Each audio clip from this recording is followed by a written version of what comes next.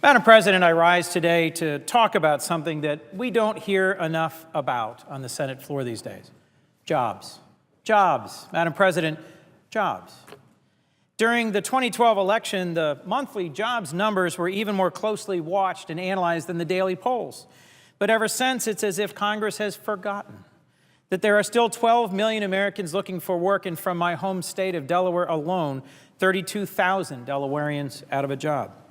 Sure, we're eager to hear if the unemployment numbers nudged up or down 0.1%, but maybe Washington is all too willing to put the unemployed on the back burner. We're adding nearly 200,000 jobs a month now, according to the most recent jobs report, and that's certainly progress. But one of the things I found most chilling was an analysis that said that at this pace, it will be 2017 before our nation gets close to full employment again. Is that acceptable to you? That's certainly not acceptable to me. When is Washington, when is Congress going to get back to working on behalf of those still looking for work? The jobs numbers that are typically reported mask an even deeper, more concerning structural problem in our economy as well. Almost 40% of those currently unemployed, about 4.3 million Americans, are described as the long-term unemployed.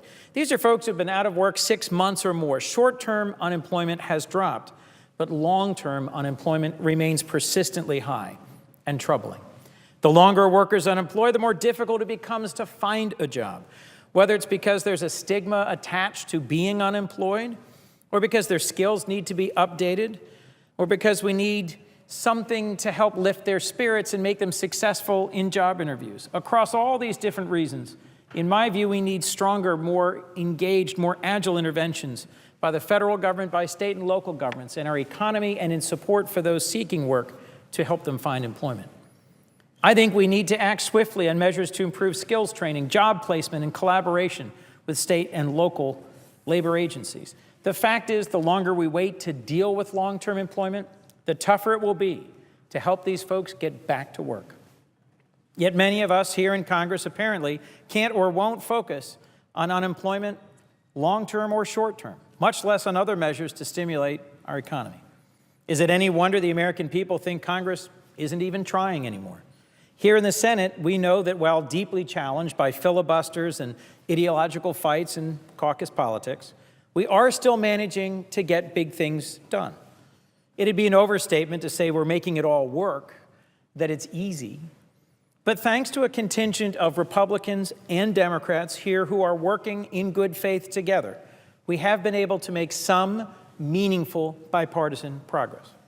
The Senate passed a bipartisan farm bill that would have taken steps to modernize our nation's agriculture system, would support 16 million jobs, and actually reduce the deficit by $24 billion. What a remarkable trifecta of accomplishments, supporting one of the world's most cutting-edge agricultural economies, supporting significant employment and job creation, and significantly cutting our deficit. What's not to love, Madam President, in that farm bill? Well, the House passed a series of amendments that eliminated our hard-fought bipartisan compromises and has effectively doomed the bill. Similarly, the Senate here passed a bipartisan Water Resources Development Act to modernize America's water infrastructure all over the country, including drinking water, wastewater treatment, shipping channels. It got 83 votes here out of 100 in the Senate. It's being slow-walked in the House over ideological objections about the empowerment of the government on environmental authorities. After a historic committee markup, after the Congressional Budget Office said it would reduce the deficit by $150 billion in the first decade and $700 billion in the second, this Senate passed an overwhelmingly bipartisan immigration reform bill. I think one of the biggest accomplishments of this Congress. This Senate passed an overwhelmingly bipartisan immigration reform bill, only for it to languish stubbornly in the partisan Hunger Games that is today's House of Representatives. The headline in Politico from today reads, "Immigration reform heads for slow death." Americans are frustrated with this, Madam President, and so am I.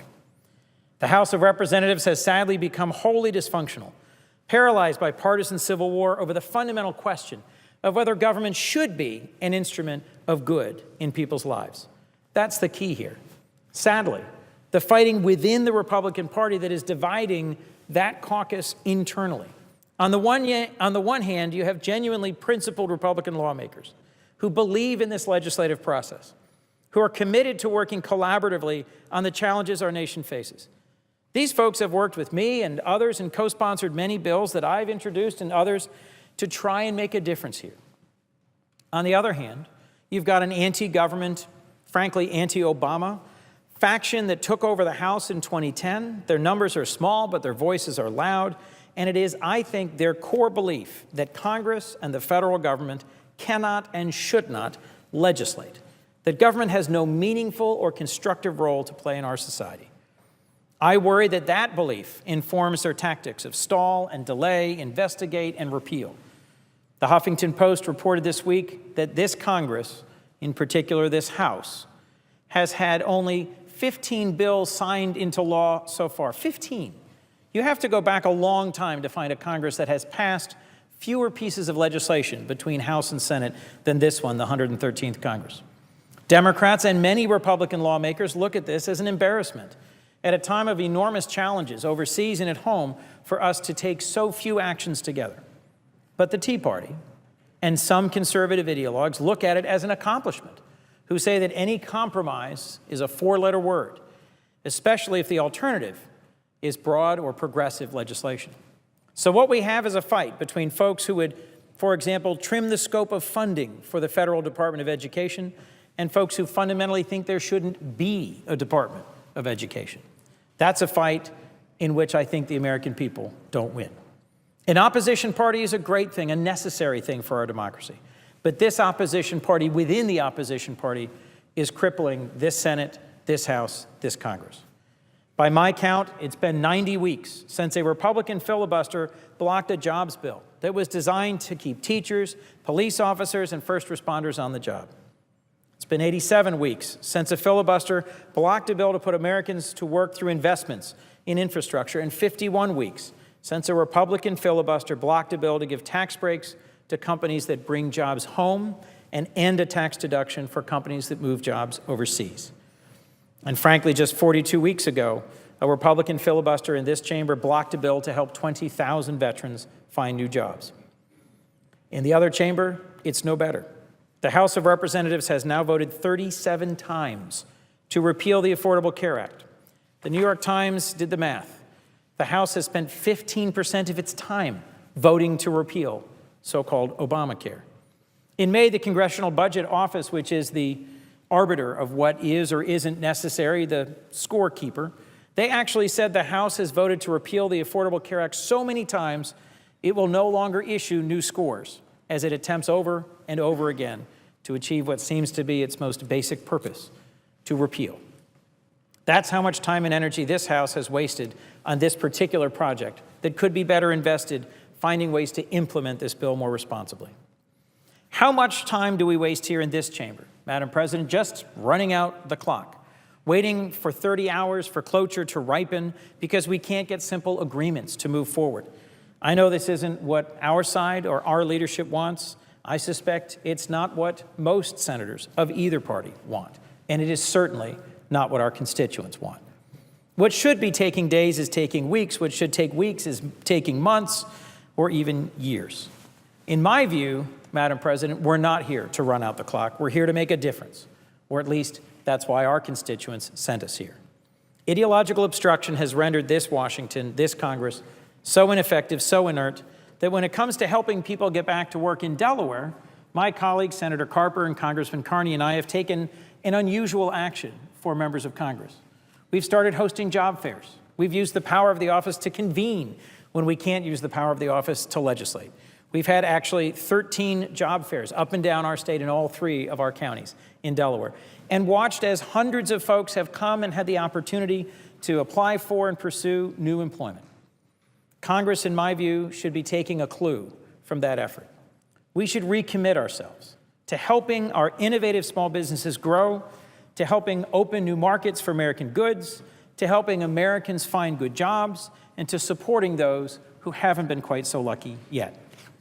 I think, Madam President, we need an agenda that focuses on 5 areas where investment now will lead to new jobs, not just for today or tomorrow, but long into the future. First should be education. We have to do more, as I said before, to help the long-term unemployed get professional skills to thrive in this job market. And we have to do more to prepare young people for the challenges of the modern economy. I have a bill, the American Dream Accounts Act, co-sponsored by Senator Rubio and others, that would help get more at-risk kids through school and into college. We should also support innovative cutting-edge research.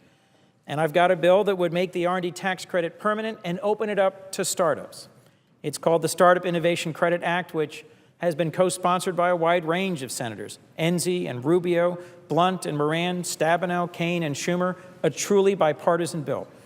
And I'm proud to be working with Senator Alexander of Tennessee on hopefully strengthening and reauthorizing the American Competes Act. A third area we should be focusing on is tied to this. We have to do more to harness the resurgence of American manufacturing. There's a dozen smart bills, many with bipartisan support, that have been introduced, taken up, and passed here in the Senate that are currently languishing in the House. We should work to make a real difference for America's manufacturers. Fourth, we have to help grow our economy by growing our markets, by growing our opportunities around the world. As the chair of the African Affairs Subcommittee of the Senate Foreign Relations Committee, I've worked across the aisle to push forward bills that would create new market opportunities for American businesses. With Senators Durbin and Bozeman, I've reintroduced a bill that aims to triple the amount of U.S. exports to Africa over the next 10 years. Fifth and last, an area that I thought all of us would be able to come together on is investing in infrastructure. The BUILD Act, introduced and taken up in the last Congress, which I hope we will soon move to here, would create a national infrastructure financing vehicle, an infrastructure bank, if you would, to help bring private funds into vital infrastructure projects. It's had bipartisan support in the past, from the Chamber of Commerce to the AFL-CIO.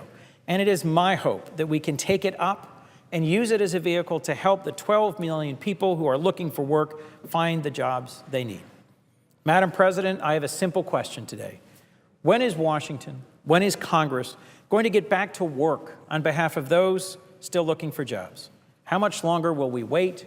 How much more clock will we run out? How much more time will we waste? It's my prayer that this chamber, this country, finds a way to work together to get over this partisanship that has paralyzed our political process. In close, I just want to say a word of thanks to colleagues I've seen who've come and joined me here in the chamber, Senator McCain and Senator Flake of Arizona. They are exemplars of the folks who have worked together across the aisle to find solutions to some of the big problems facing us. They worked tirelessly with Democratic colleagues to put together the architecture of the bipartisan immigration bill that was just passed through this chamber in recent weeks.